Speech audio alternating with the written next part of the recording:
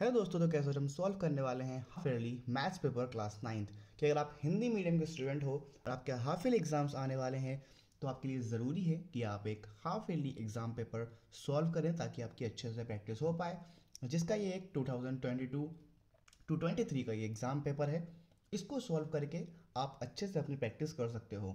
तो इसके अंदर हम वन बाय वन सारे क्वेश्चन को सॉल्व करेंगे और जिसको आप सीख के अच्छा स्कोर कर भी पाओगे। तो बात करते हैं पहले क्वेश्चन से। तो पहला क्वेश्चन जो है वो बहुविकल्पीय क्वेश्चन है, यानी कि मल्टीपल चॉइस क्वेश्चन है। फर्स्ट क्वेश्चन जो है वो है 27 पावर माइनस 1/3, 27 की घात माइनस 1/3। अब इसको आपको सॉल्व करना है। कैसे सॉल्व कर सकते हैं उसको देखते हैं। तो पहले आपको क्या करना है, आपको जो भी क्वेश्चन है उसको आपको नोट करना है। एग्जाम में इसी तरीके से आपको करना होगा।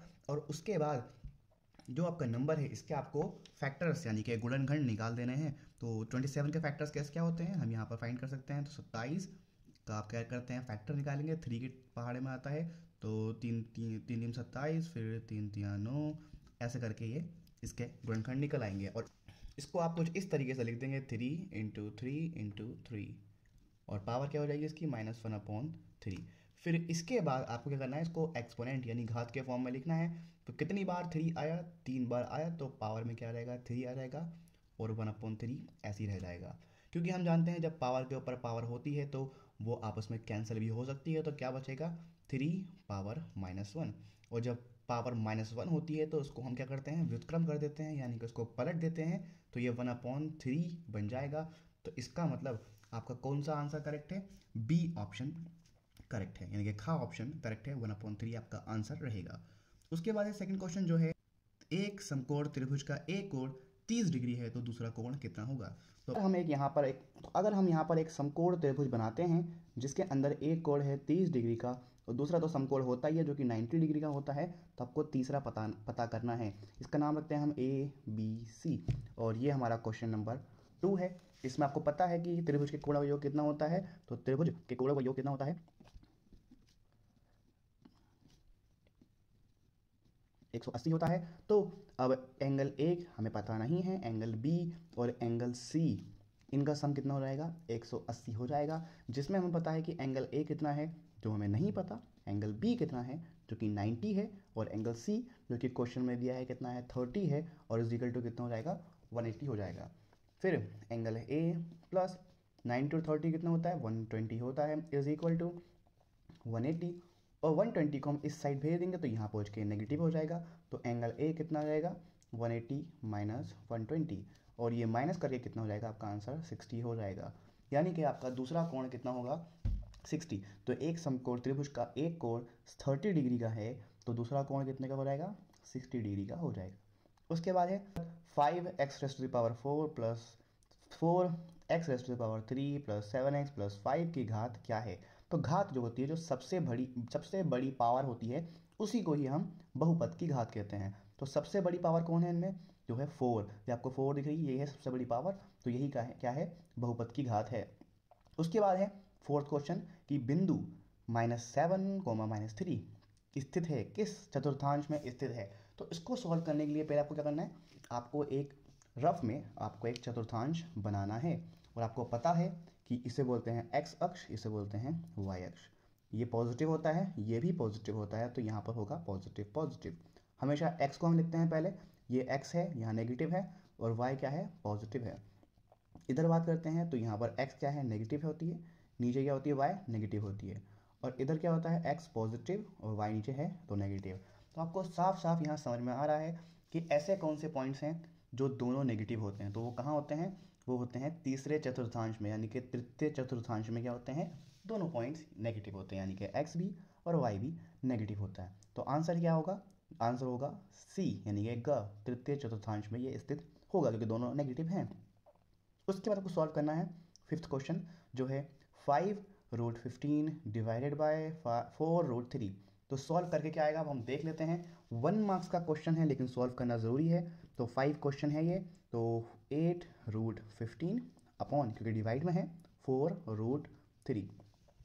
अब यहाँ पर आपको याद करना होगा कि जो रूट के बाहर के नंबर हैं वो काट सकते हैं। तो 4 1 4 होता है, 4 2 8 होता है, और रूट के नंबर उसके अंदर अंदर ही कर सकते हैं। 3 1 3, 3 5 15। तो क्या बचा ऊपर, 2 बचा और √5 बचा। तो आंसर क्या आएगा इसका, 2√5। ठीक है, उसके बाद है नेक्स्ट क्वेश्चन जो है 6th क्वेश्चन।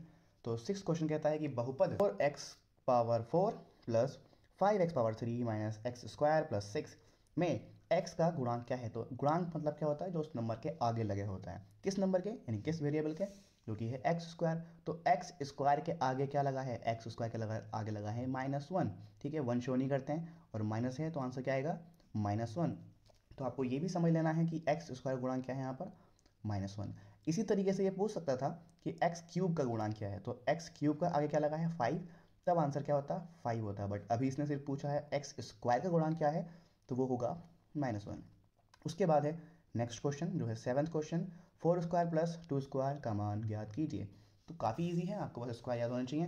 4 का स्क्वायर होता है 4 का square plus 2² is equal to 4 square होता है 16, 2² होता है 4 प्लस होके कितना आएगा 20। तो यहाँ पर क्या ऑप्शन में 20 आपको दिख रहा है, नहीं दिख रहा है। यहाँ पर ऑप्शन में है 16, 2, 6 और 64। अब इस क्वेश्चन में थोड़ा सा मिसप्रिंट है, या तो ये डिवाइड होगा, तो डिवाइड करने पे यहाँ पर कोई भी इसका आंसर नहीं है, तो मिसप्रिंट का कोडिंग ये आपका ये सही है, लेकिन यहाँ पर मिसप्रिंट है। तो अगर आपको ऐसा पेपर एग्जाम में मिलता है तो आपको अपने एग्जामिनर से कहना पड़ेगा कि यहाँ पर मिसप्रिंट है, तो आप उसको इजीली कर पाओगे। ठीक है, तो यहाँ पर करेक्ट आंसर है ख, यानी कि बी ऑप्शन। ठीक है, 7th क्वेश्चन का आंसर था। उसके बाद हम बात करते हैं नेक्स्ट क्वेश्चन की, जो है आपका 8th क्वेश्चन, जो कि काफ़ी बेसिक क्वेश्चन है, एग्जाम में आने के चांसेस ज़्यादा हैं, ज़रूर कर लेना, अच्छे से कर लेना। तो यहाँ पर क्वेश्चन क्या है, क्वेश्चन है यहाँ पर, क्वेश्चन है 8th क्वेश्चन यहाँ पर।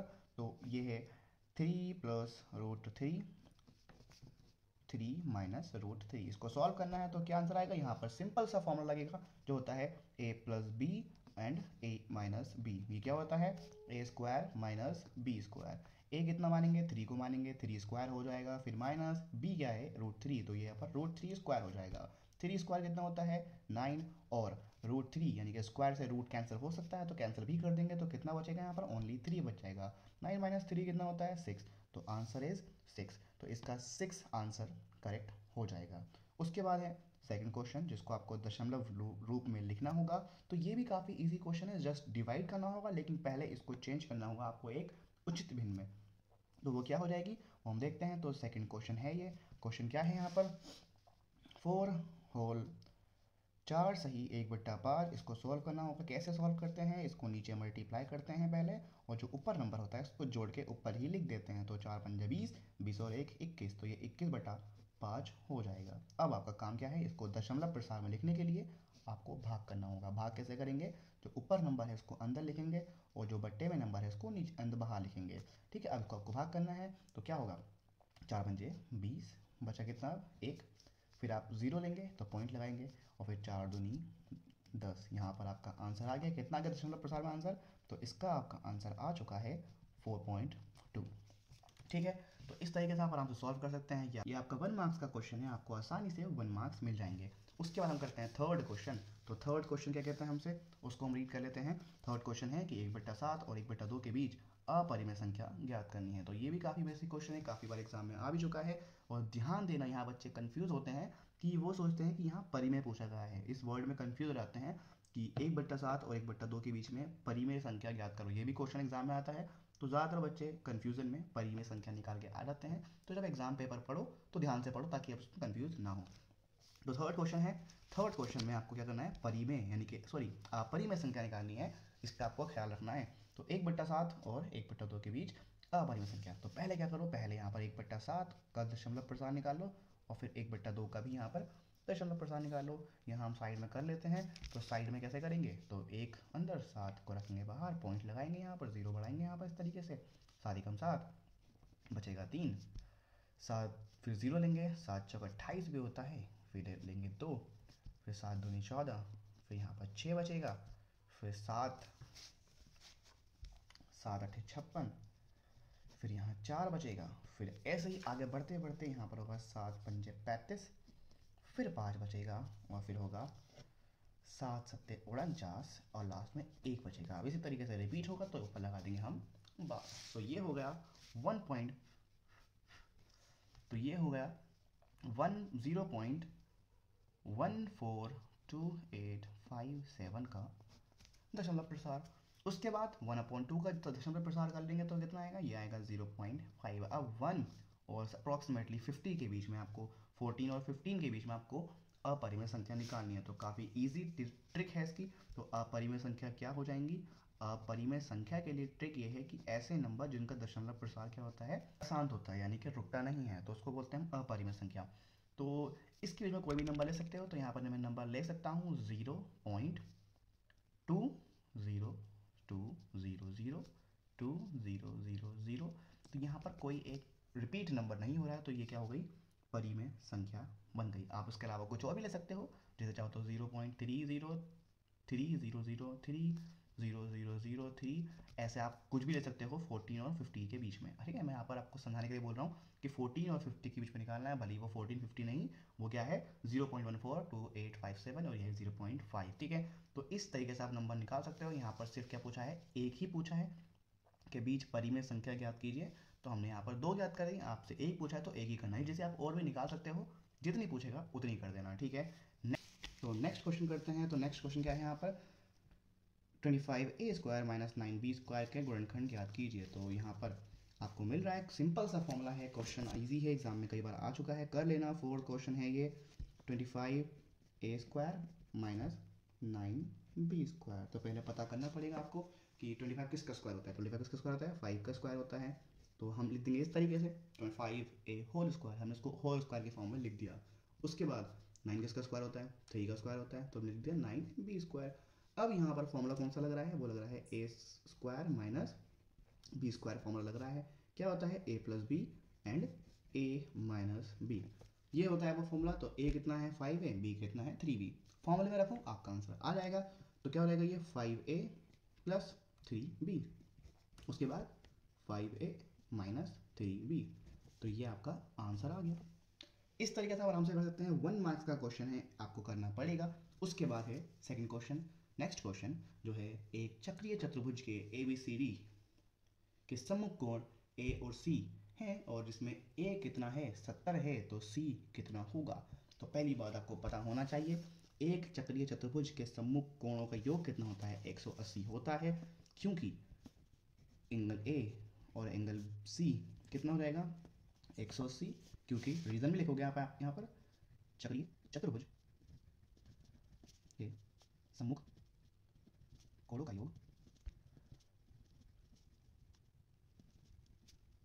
ठीक है, रीजन भी आप यहाँ लिखेंगे।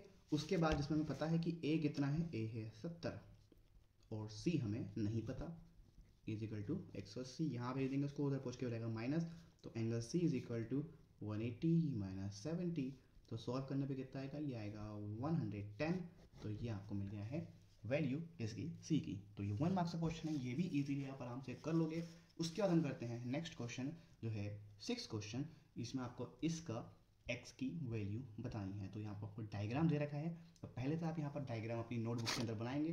जब एग्जाम में आप करके आएंगे तो आप पहले डायग्राम बनाएंगे अपनी नोटबुक के अंदर, अच्छे से बनाएंगे डायग्राम, ताकि एग्जामिनर को लगे कि आपने अच्छे से मेहनत करी है। ठीक है, तो ये डायग्राम है जिसके अंदर AO है, जिसमें AOM कितना है 60 डिग्री का है, और MOB आपको फाइंड करना है। तो यहाँ पर क्या बन रहा है, ये बन रहा है एक रेखिक युग्म।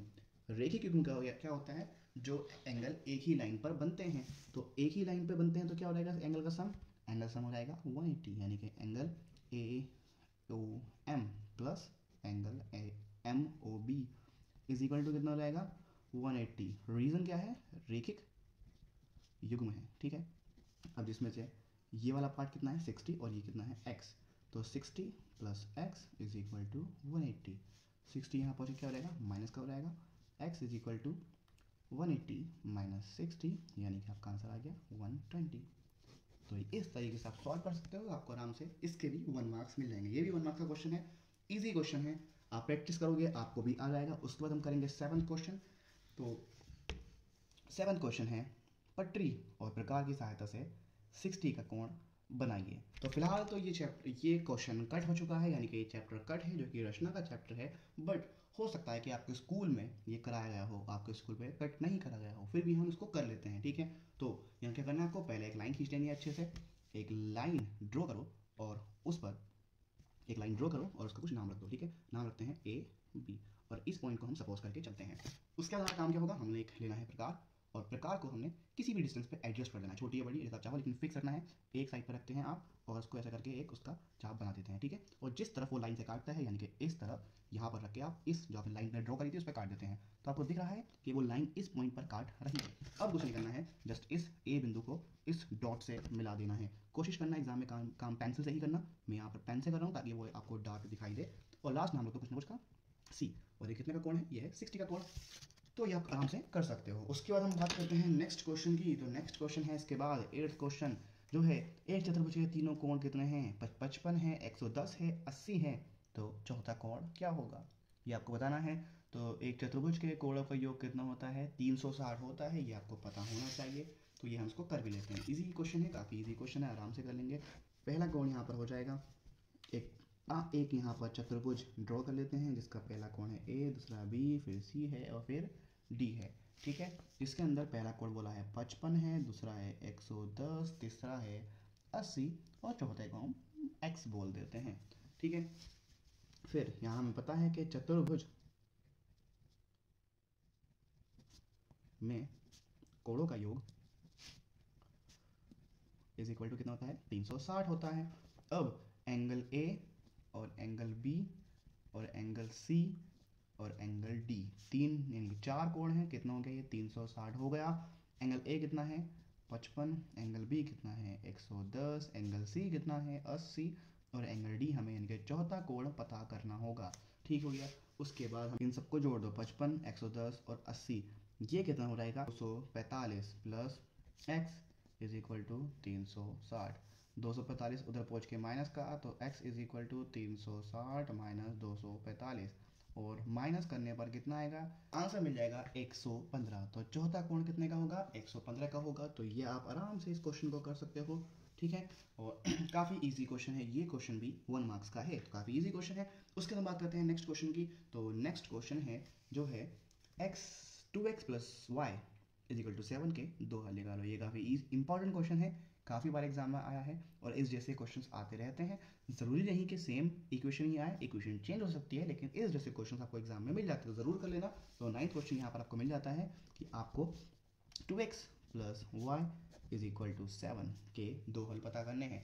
तो कैसा पता करते हैं उसको हम देख लेते हैं। तो क्या करना है, पहले आपको इसमें x की कोई वैल्यू रख देनी है, x इज इक्वल टू 0 रखने पर जब आप x 0 रखते हैं तो y कुछ ना कुछ निकलेगा। तो x रख दिया है आपने 0, y को ऐसे रहने दिया है, ये पूरा पार्ट हो गया 0, तो y कितना मिला हमें 7, यानी कि ये पहला हल है। पहला क्या है, ये पहला सॉल्यूशन बन गया जिसके अंदर x कितना है 0, y कितना है 7। उसके बाद दो हल पूछे हैं तो आप क्या करो, y को कर दो 0, तो y इज इक्वल टू 0 रखने पर, तो यहाँ पर क्या हो जाएगा, ये हो जाएगा 2x plus 0 is equal to 7। तो अब ये हो जाएगा 2x इज इक्वल टू 7 क्योंकि y हो चुका है ख़त्म, और x इज इक्वल टू 2 जाएगा अपॉन में, तो y upon x is equal to कितना होगा 7/2। ये आपका क्या हो गया, दूसरा सॉल्यूशन हो गया। आप चाहो तो और भी सॉल्यूशन निकाल सकते हो। x कितना आया 7/2, 0 क्या आया y। हमेशा ध्यान रखना कि x पहले y बाद में होता है, ठीक है। तो ये दो हल हमने निकाल दिए हैं, ये है पहला हल, ये है दूसरा हल, ठीक है। ये क्वेश्चन भी 1 मार्क्स का था, आपने इजीली कर लिया है और आपके यहाँ पर सारे क्वेश्चन और ये खंड ए यानी कि सेक्शन ए के सारे क्वेश्चन कंप्लीट हो चुके हैं। अब हम बात करते हैं सेक्शन बी यानी कि खंड बा के बारे में, जिसके अंदर प्रत्येक क्वेश्चन जो होगा वो होगा 2 नंबर का और 7 क्वेश्चन होंगे इसके, ठीक है ना। तो हम क्वेश्चन है 12x² माइनस 7x प्लस 1, तो 10वां क्वेश्चन है, इसको इजी सॉल्व करेंगे हम। तो 10वां क्वेश्चन हो जाएगा यहाँ पर 12x² माइनस 7x प्लस 1। इसके आपको गुणनखंड निकालना होगा, उसके लिए सबसे पहली चीज़ आपको करनी पड़ेगी, तो इसकी फॉर्म होती है ax plus b x plus x² plus b x plus c. ये इसकी जनरल फॉर्म होती है, यानी कि इसकी व्यापक रूप होता है। ये भी एक नंबर में पूछ सकता है, इसको भी आप याद कर लेंगे। इतना लिखने के बाद क्या करना है आपको रफ में a को c से मल्टीप्लाई करके उसके फैक्टर्स निकालने हैं, गुणनखंड निकालने हैं, यानी कि 12 एकम 12 होता है और 12 के गुणनखंड क्या होते हैं 4 गुणा 3 गुणा 4, ठीक है। अब इस गुणनखंड को जोड़कर या फिर घटाकर आपको ये मिडिल टर्म यानी कि मध्य पद को लेकर आना है। तो ऑब्वियसली बात है 3 में से 4 जाएगा तो 7 तो नहीं आने वाला, 4 और 3 को जोड़ना ही पड़ेगा। तो यहाँ पर क्या बन जाएगा, ये बन जाएगा 12x² माइनस को ऐसे जाने दो, ब्रैकेट में 7 को तोड़ के लिख दो 4 + 3 और x + 1। ठीक हो गया। अब उसके बाद 12x² माइनस 4x माइनस इसके पास भी जाएगा -3x + 1। कुछ कॉमन आपको दिख रहा है इसके अंदर, दोनों के अंदर कुछ कॉमन है? हाँ कॉमन है, ये 12 है ये 4 है, दोनों के आते हैं 4 के पहाड़े में आते हैं, दोनों के पास क्या है, x भी है। तो क्या बनेगा ये 3x - 4, सॉरी क्योंकि 4 बाहर आ चुका है तो यहाँ क्या बचेगा, ये बचेगा 1। ठीक है, क्योंकि 4 बाहर लिया है, 4 3 12 होता है तो 3 बचेगा, 4 एकम 4 होता तो 1 बचेगा। ठीक है, उसके बाद इसमें कुछ कॉमन है, कुछ भी कॉमन नहीं है सिवाय माइनस है इसके पास, तो -1 कॉमन ले लेंगे हम। अंदर क्या बचेगा 3x, और क्योंकि आपने प्लस से माइनस को लिया है बाहर तो यहाँ बचेगा -1। ये दोनों सेम है तो एक बार लिख दो इसको। और 4x - 4, 4x - 1, इसको भी हम एक बार लिख देंगे। तो यही है क्या इसके गुणनखंड। 2 नंबर का क्वेश्चन है, आपको इजीली मार्क्स मिल जाएंगे। उसके बाद हम बात करते हैं क्वेश्चन नंबर 11 की। इसका करना है हमें परिमेयकरण। तो ये है 4th क्वेश्चन, 4/√7 - √5 में हर का परिमेयकरण करना है। तो 11th क्वेश्चन है ये। कैसे करेंगे इसको हम, पहले हम लिख देंगे इसको हम अच्छे से। क्या है क्वेश्चन, 4/√7 - √5। ठीक है, परिमेयकरण कैसे करते हैं उसको हम देख लेते हैं। तो परिमेयकरण करने का सिंपल सा मेथड है, जो भी बट्टे में नंबर होता है उसको हम क्या करते हैं, उसको ही ऊपर नीचे मल्टीप्लाई कर देते हैं। तो क्या करेंगे, √7 + √5, यानी कि जो नंबर अगर यहाँ पर होगा उसका साइन आपको चेंज करना पड़ेगा, प्लस का है तो माइनस, माइनस का है तो प्लस करना पड़ेगा। तो यहाँ माइनस है तो प्लस बीच में देंगे नंबर प्लस का, और इसी को ही हर और अंश में गुणा कर देंगे। ठीक है, गुणा कर देंगे। तो क्या बनेगा, ये 4/√7 - √5 इंटू 7 + √5/√7 + √5। इसी नंबर को आपने क्या करा, ऊपर नीचे से मल्टीप्लाई कर दे, इसी को हम बोलते हैं परिमेयकरण। ठीक है, अब ये नंबर तो एज इट इज मल्टीप्लाई हो जाएंगे, यानी कि 4 लिख दो ऐसी, और ब्रैकेट में लिख दो √7 + √5। कुछ नहीं हुआ है इसको, लेकिन जो बट्टे में नंबर हैं वो अच्छे से मल्टीप्लाई होंगे। ध्यान दो, यहाँ पर फॉर्मूला लग रहा है a - b, a + b क्या होता है, a² - b², यानी कि √7² - √5²।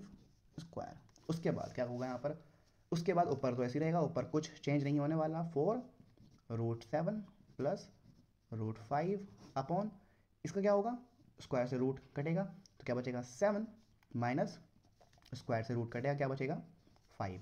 उसके बाद यहाँ पर फाइनल होने वाला है 4√7 + √5 अपॉन 7 में से 5 गया बचेगा 2, और 4 और 2 को कैंसिल भी कर सकते हैं, 4 1 4, 4 2 2 1 2, 2 2 4।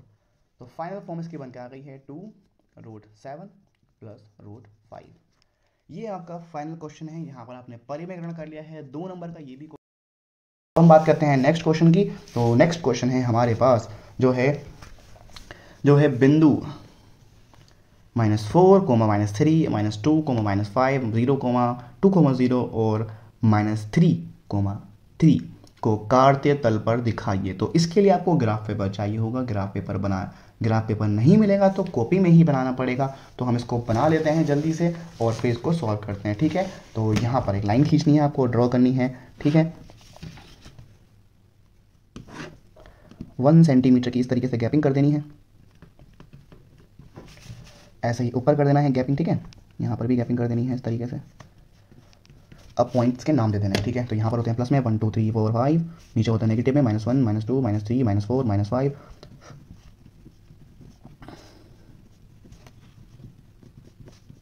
अब पॉइंट्स फाइंड करने हैं। तो पहला है 4, -3। तो 4 कहाँ पर है, ये है। -3 कहाँ है, नीचे आ जाओ, यहाँ मिल गया। तो ये है 4, -3। पहले हमेशा x पॉइंट से ही शुरू करते हैं। ठीक है, x अक्ष से ही शुरू करते हैं। ये है x अक्ष, ये है y अक्ष। उसके बाद कौन सा पॉइंट है, -2, -5। तो -2 कौन है, यहाँ पर है। -5 कौन है, y पे नीचे को है। -5 यहाँ तक आ गया। ठीक है, तो ये हो गया हमारे पास कौन सा पॉइंट, -2, -5। उसके बाद है नेक्स्ट क्वेश्चन जो है 2, 0। तो 2 कहाँ पर है, ये, और 0 कहाँ है, 0 तो सामने ही है। तो यही पॉइंट हमें मिल गया 2, 0। फिर है -3, -3, तो -3 कौन है, यहाँ पर है, और 3 कौन होगा, पॉजिटिव में ऊपर को, तो इस तरफ आएगा। तो ये हो जाएगा -3, 3। तो ये आपने सारे पॉइंट शो कर दिए हैं, नाम भी दे देते हैं, इस पॉइंट को बोल देते हैं ए, इस पॉइंट को बोल देते हैं बी, ये हो गया सी और ये हो गया डी। ये हमने सारे के सारे पॉइंट्स फाइंड कर दिए हैं। एग्जाम में 2 नंबर का आएगा, सॉल्व करोगे ईजिली मार्क्स मिल जाएंगे। उसके बाद नेक्स्ट क्वेश्चन आता है, उसकी हम बात करते हैं 13th क्वेश्चन की हम बात करते हैं। तो 13th क्वेश्चन है जो है 13 क्वेश्चन है x + 8 और x - 10 का गुणनफल ज्ञात करो, यानी कि आपको मल्टीप्लाई करना है दोनों को। तो सिंपल यहाँ पर सर्व समीकरण लगेगी, कौन सी वाली, जो होती है x + a x + b, क्या होती है x² + x + b x + x × b, ये होती है वो सर्व समीकरण। यहाँ पर x तो x है ही, a की जगह पर कौन है 8 और b की जगह पर कौन है -10, बस यही रखना है और आंसर पूरा सॉल्व हो जाना है। क्या हो जाएगा ये x² + a की जगह पर आएगा 8 -10 फिर x फिर प्लस a की जगह पर आएगा 4 सॉरी a की जगह पर आएगा 8 और b की जगह पर आएगा -10। आपको सॉल्व करना है x² + 8 - 10 कितना हो जाएगा ये -2x फिर प्लस और ये होगा मल्टीप्लाई 8 10 80 वो भी माइनस का। अब बस माइनस साइन चेंज कर देना है, x² ये प्लस ये माइनस, ये लगेगा -2x, ये प्लस ये माइनस, ये लगेगा -80। तो ये हमने क्या कर दिया है गुणनखंड कर दिया है। इसका 2 नंबर का क्वेश्चन है, काफ़ी छोटा सा क्वेश्चन है, बस समझने की देरी है। अगर समझ में आता है तो ईजिली मार्क्स मिल भी जाते हैं। उसके बाद हम बात करते हैं नेक्स्ट क्वेश्चन की, जो है 14th क्वेश्चन, और जो कहता है कि 1/8 का दशमलव प्रसार निकालना है। तो मतलब सिर्फ ऐसे करके भाग कर दो, आपको 2 नंबर मिल जाएंगे। ठीक है, तो क्या आएगा 0 बढ़ाओ, पॉइंट लगाओ, 8 × 8 2 बचेगा, 0 लगा दो, 8 दूनी 16 फिर 4 लगा 0 लगा दो, 8 पंजे 40। तो यहाँ पर आपका आंसर क्या मिल गया है 0.125, 2 नंबर ईजिली मिल जाएंगे। काफ़ी इजी क्वेश्चन है। उसके बाद हम बात करते हैं नेक्स्ट क्वेश्चन की। ये हम क्वेश्चन 14 कर रहे हैं, 15 की बारी है और टोटल यहाँ पर आपको मिलेंगे 27 क्वेश्चन। तो 15th क्वेश्चन भी काफ़ी इजी है, जो कि है कि दिए गए चित्र में यानी कि POR है और ROS है, जो कितना है 140 है, तो SOQ का मान ज्ञात करो। यानी POR ROS ये टोटल कितना है 140 है, तो कह रहा ROS पता करो। तो सिंपल सी बात है, ये जब 140 दे रखा है, टोटल 180 होता है, तो माइनस करो तो कितना आएगा, ये 40 आएगा। तो इजी क्वेश्चन है, 2 नंबर मिल जाएंगे इजी क्वेश्चन के अंदर। तो देखते हैं इसको करते कैसे हम लोग। तो पहले यहाँ पर आपको डायग्राम बनाना है, डायग्राम नहीं बनाएंगे क्योंकि टाइम वीडियो लेंथी हो जाएगी, तो डायग्राम एग्जाम में ज़रूर बनाना। क्या है क्वेश्चन के एग्जाम में लिखा है, क्या है क्वेश्चन, POR + एंगल ROS, इसका सम कितना है 140 है। ठीक है, उसके बाद हमें पता है क्योंकि रेखिक युग्म का सम कितना होता है, ये रेखिक युग्म का योग कितना होता है, रेखिक युग्म का योग कितना होता है, रेखिक युग्म का योग कितना होता है 180 होता है। तो अब ये सब एंगल आ गए, ठीक है ना, POR ROS SOQ, इन सब का योग कितना हो जाएगा 180 हो जाएगा। तो हम लिख भी देते हैं कि एंगल POR फिर एंगल ROS फिर एंगल SOQ = कितना हो जाएगा 180 हो जाएगा। इन दोनों का सम कितना है 140 और ये हमें पता करना है SOQ कितना होता है = 180, बट इसको यहाँ भेज देंगे। तो SOQ = 180 - 140, इन दोनों को माइनस करने पर कितना आएगा 40 आ जाएगा। तो SOQ का मान कितना मिल गया हमें 40 डिग्री मिल गया। तो इस तरीके से हमने ये क्वेश्चन भी सॉल्व कर दिया है, 2 नंबर आपको इसके भी मिल जाएंगे। फिर आएगा नेक्स्ट क्वेश्चन, जो कि बहुत ही इजी है। ये पेपर काफ़ी इजी है, हो सकता है इससे इजी या फिर इससे टफ मिल जाए, बट क्या कर सकते हैं, एग्जामिनर जैसे पेपर बनाएगा वैसे आपको देखेगा, बट ये पेपर बहुत ज़्यादा इजी है। 16 क्वेश्चन है, 16 क्वेश्चन भी काफ़ी ज़्यादा इजी है। 16 क्वेश्चन हमसे कह रहा है 5x + 6y होल स्क्वायर का प्रसार ज्ञात कीजिए। मतलब इसमें फॉर्मूला लगा दो, फॉर्मूला क्या होता है as + b होल स्क्वायर, क्या होता है a² + 2ab + b²। ठीक है, a कितना है 5x, b कितना है 6y, फॉर्मूले में रखो आंसर आएगा। क्या होगा यहाँ पर 5x² + 2, a की जगह पर 5x फिर b की जगह पर 6y प्लस b की जगह पर 6y²। ठीक है, 5 का स्क्वायर कितना होता है 25, x का स्क्वायर कितना हो गया x² प्लस मल्टीप्लाई करो 5 × 10 और 10 × 6 5 × 10 और 10 × 6 60 होता है। ठीक है, और एक्स वाई ऐसे ही रहेगा, प्लस 6² 36 y²। सॉल्व को 2 नंबर आपको आराम से मिल जाएंगे। ठीक है। तो इस तरीके से आप यहाँ पर क्वेश्चन नंबर 16 भी कर देते हैं। तो ये था बी सेक्शन जिसके अंदर आपको 2-2 नंबर के क्वेश्चन थे, टोटल 7 क्वेश्चन थे ये। तो 14 मार्क्स आपको यहाँ से मिल चुके हैं।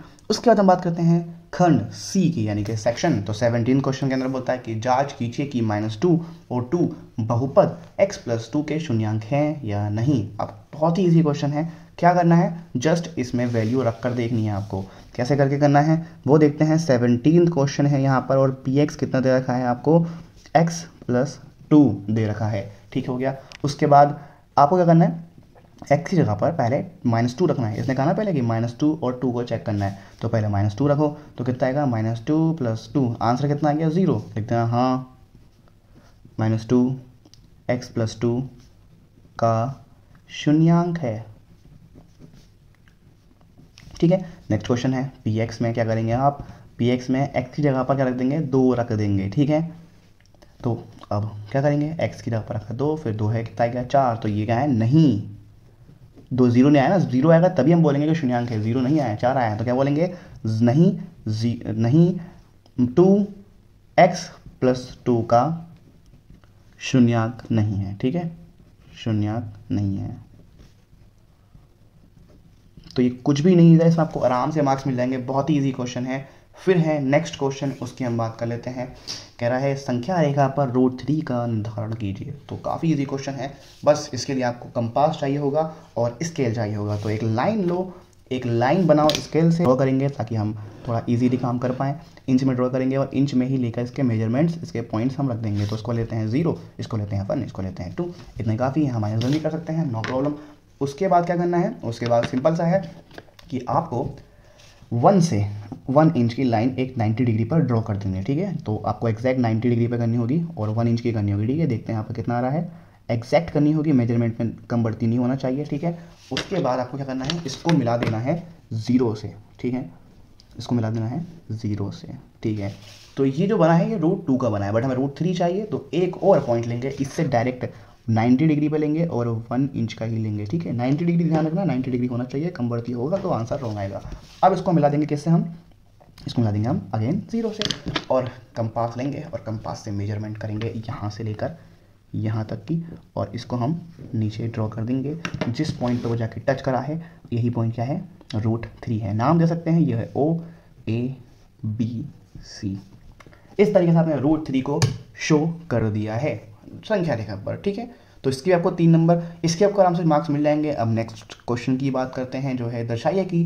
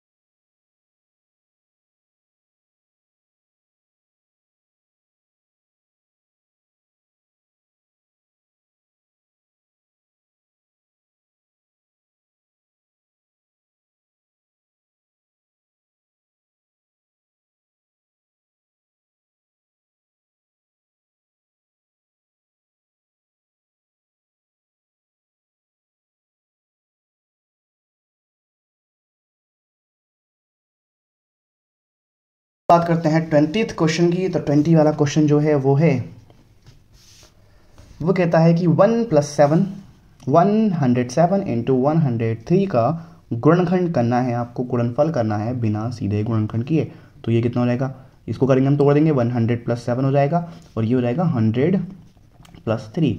और जैसे हमने सर्व समीकरण पहले लगाई थी, कौन सी थी, x + a x + b, क्या थी, x² + a + b x a + b, ठीक है, a × b। तो ये सर्व समीकरण हम यहाँ पर लगाने वाले हैं, जिसके अंदर हमें x कितना मिल गया है 100, a कितना है 7, x है 100, b कितना है 3। इसको बस फॉर्मूले के अंदर रखो, आपका आंसर आएगा। तो 100² + a कितना है 7, b कितना है 3, x कितना है 100 प्लस a कितना है 7 और b कितना है 3। बस सॉल्व करना है। 100² कितना होता है, 2 0 है, 2 का कितना 4, तो कितना हो गया, 1 0 1 लगाओ और 4 0 लगा दो, प्लस 7 + 3 कितना होता है 10, और 10 × 1000 कितना हो जाएगा, ये 1000। 10 × 100 कितना हो जाएगा 1000। उसके बाद इसको कर देंगे मल्टीप्लाई, तो कितना आएगा 21, फिर कर देंगे हम प्लस, तो ये 1 1 0 2 1, ये आपका आंसर आ जाएगा और इसके आपको मार्क्स मिल जाएंगे, ठीक है। उसके बाद बात करते हैं 21वें क्वेश्चन की। तो 21वां क्वेश्चन है आपके पास कि 0.74 बार को P/Q की फॉर्म में लिखना है। तो पहले लिखते हैं माना x = कितना हो जाएगा 0.47 बार, और हम क्या करेंगे, इसको हमें ध्यान रखना होना चाहिए कि पता होना चाहिए कि कितने नंबर रिपीट हो रहे हैं। तो नंबर कितने रिपीट हो रहे हैं, इसको इक्वेशन नंबर 1 मान लो, बार लगा है कितने 2 नंबर के ऊपर, तो 100 से क्या करेंगे, मल्टीप्लाई कर देंगे, ठीक है। 100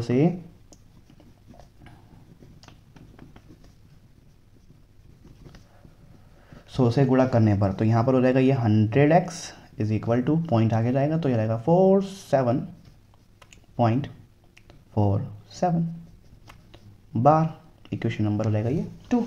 इस तरीके से इक्वेशन बन के आ जाएगी। अब इनको दोनों को माइनस कर देना है, ठीक है। समीकरण 2 में से समीकरण 1 घटाने पर, तो ये रहेगा 100x = 47.47 बार, x = 0.47 बार। ये कट जाएंगे क्योंकि माइनस कर रहे हैं, तो कितना बचेगा सिर्फ 47, और यहाँ कितना बचेगा 99x, 99 जाएगा अपॉन में, तो x = कितना हो जाएगा ये 47/99। सॉल्व हो गया।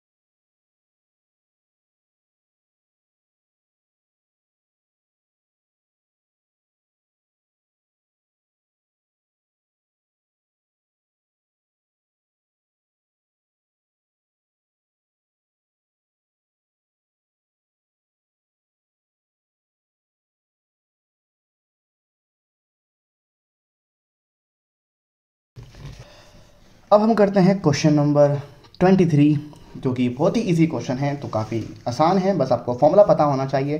तो क्वेश्चन है यहाँ पर कि क्वेश्चन है कि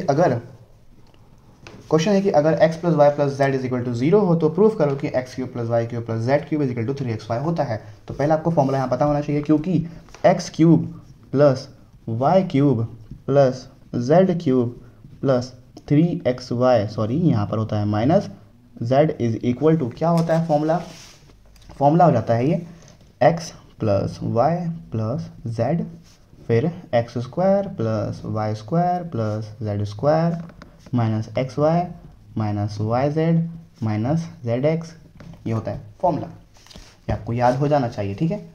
उसके बाद हम क्या करते हैं, इसको हम सॉल्व करते हैं, क्योंकि क्वेश्चन के अंदर ऑलरेडी कहा है कि x plus y plus z is equal to कितना होता है 0, ये क्वेश्चन में बोला गया है। तो क्या बन जाएगा ये x cube y cube z cube minus 3xyz is equal to, ये पूरा पार्ट क्या हो गया 0, फिर एक्स स्क्वायर फिर प्लस वाई स्क्वायर फिर plus z square minus x y minus y z minus z x. जब ये 0 से हुआ मल्टीप्लाई तो सब क्या होगा 0 होगा, तो क्या हो गया सब ये 0 हो गए। तो क्या बचा सिर्फ x square x cube plus y cube plus z cube minus 3xyz, और इसको उधर पहुँच के हम क्या कर देंगे पॉजिटिव बन जाएगा। तो ये हो जाएगा x cube plus y cube plus z cube is equal to हो जाएगा 3xyz। यही हमें सिद्ध करना था, ये हमने क्या कर दिया है इसको प्रूव कर दिया है, ठीक है। तो ये भी काफ़ी इंपॉर्टेंट क्वेश्चन है, इसको आप इजीली कर लेंगे। फिर है नेक्स्ट क्वेश्चन जो कि है कि नीचे दिए गए आकृति में आपको सिद्ध करना है कि सी को ए को समद्विभाजित करता है कोण, कि अगर चतुर्भुज ABCD का विकर्ण AC है और जो A को समद्विभाजित करता है तो वो C को भी समद्विभाजित करेगा, ये आपको प्रूव करना है। तो पहले आपको डायग्राम बनाना है अपनी कॉपी के अंदर और फिर इसको सॉल्व करना है। तो कैसे करेंगे सॉल्व हम वो देख लेते हैं। तो कुछ नहीं करना है, बस इसको सर्वांग प्रूफ कर देना है। तो त्रिभुज ADC तथा त्रिभुज ABC में अगर आप इस त्रिभुज में देखेंगे तो पहले आपको AC कॉमन मिल जाएगा। तो AC क्या हो गया कॉमन, तो AC is equal to AC, ये क्या हो गया है ये हो गया है कॉमन, ठीक हो गया। दूसरा पॉइंट इसने ऑलरेडी बोला है कि A को समद्विभाजित करता है, यानी कि angle CAD is equal to angle CAB, ये क्या है गिवन हो गया। उसके बाद नेक्स्ट पॉइंट हमें पता है कि एक समांतर चतुर्भुज है, तो समांतर चतुर्भुज में आमने सामने की भुजा बराबर होती हैं। तो यहाँ पर क्या हो जाएगा कि AD बराबर हो जाएगा BC के, ये भी क्या है गिवन है, ठीक है। अब ये गिवन है तो यहाँ पर क्या हो गया, ये त्रिभुज दोनों क्या हो गए समरूप प्रूफ हो गए, सॉरी सर्वांगसम प्रूफ हो चुके हैं। ADC सर्वांगसम प्रूफ हो चुका है किसके त्रिभुज ABC के बाय साइड एंगल साइड, ठीक हो गया। उसके बाद यहाँ पर हो जाएगा क्या, यहाँ पर हम कह सकते हैं कि जो एंगल यानी कि जो हम प्रूफ करना चाह रहे थे कि एंगल ACD और ACB इक्वल है, इसको हम बोल सकते हैं कि ये भी इक्वल हो जाएगा बाय CPCT, ठीक है। CPCT का मतलब जानते ही हैं corresponding part of congruent triangle, जिसके थ्रू हम बोल सकते हैं कि कोण C भी AC से समद्विभाजित होता है। उसके बाद हम बात करते हैं 25वें क्वेश्चन की। तो 25वां क्वेश्चन है 999 क्यूब का उपयुक्त सर्व समीकरण का उपयोग करते हुए मान ज्ञात कीजिए। तो 999 को लिख सकते हैं हम 1000 - 1 क्यूब, और यहाँ पर कौन सा फॉर्मूला लगता है, ये फॉर्मूला लगेगा x minus y whole cube, क्या होता है x, ठीक है। तो इसके अंदर ये सर्व समीकरण लगती है, क्या होती है x cube minus y cube minus x y फिर ब्रैकेट में x माइनस वाई, ठीक है। x की जगह पर कौन रखेंगे हम, जो कि है 1000, और y की जगह पर कितना आएगा 1, इसको हम यहाँ रख देते हैं। तो कर देते हैं तो कंप्लीट, तो क्या हो जाएगा ये हो जाएगा 1000 क्यूब फिर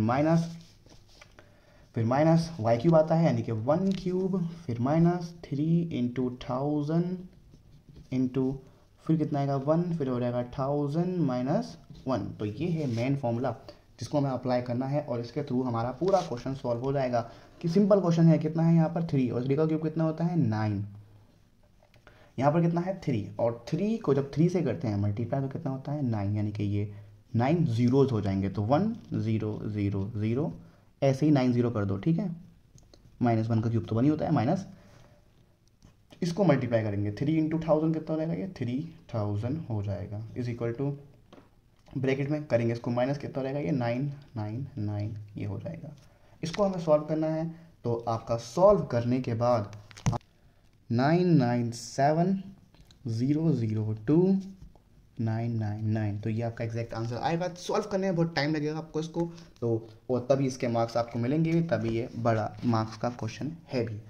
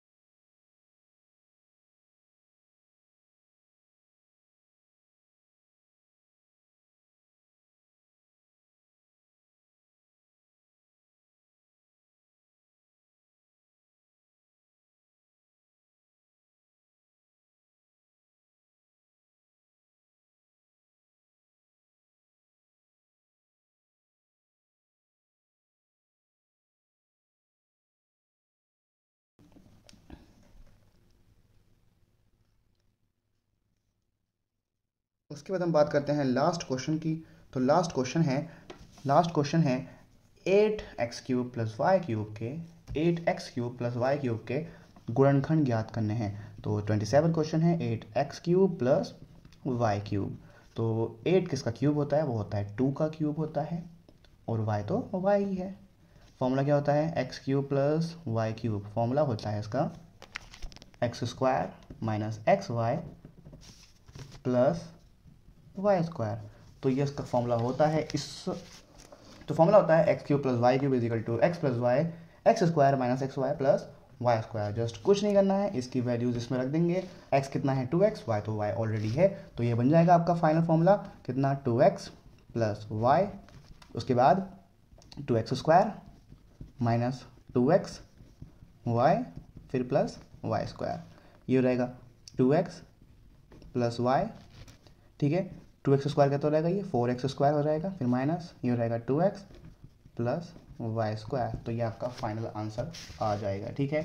तो ये आपका फाइनल आंसर है। पेपर पूरा खत्म हो चुका है। कोई भी अगर डाउट हो तो कमेंट कर सकते हो, और कुछ समझ में अगर नहीं आया है तो उसको दोबारा समझाने की कोशिश, अगर कोई भी चीज़ समझ में नहीं आई है तो उसको वीडियो को फिर से रिमाइंड करना, पॉज करके देखना, समझ में आ जाएगी। और ये क्वेश्चन पेपर ज़रूर से सॉल्व कर लेना, क्योंकि क्वेश्चन पेपर रिपीट होते हैं कई बार। क्लास 9 के अंदर, क्लास 8 के अंदर जितने भी होम बोर्ड्स हैं उसमें पेपर रिपीट होता है, और अगर आप बोर्ड के हो तो बोर्ड में तो क्वेश्चन थोड़े बहुत रिपीट हो ही जाते हैं, तो ज़रूरी होता है किसी पेपर को सॉल्व करना। तो ये थी आज की वीडियो। होप आपको समझ आए तो वीडियो को लाइक कर देना, साथ में सब्सक्राइब भी कर देना। अगर आपको इसके बारे में और जानना है तो आप मुझे कमेंट कर सकते हो, ताकि मैं इस वीडियो बना पाऊँ। तो मिलते हैं आपसे अगली वीडियो में, तब तक के लिए all the best. Thanks for watching and piece.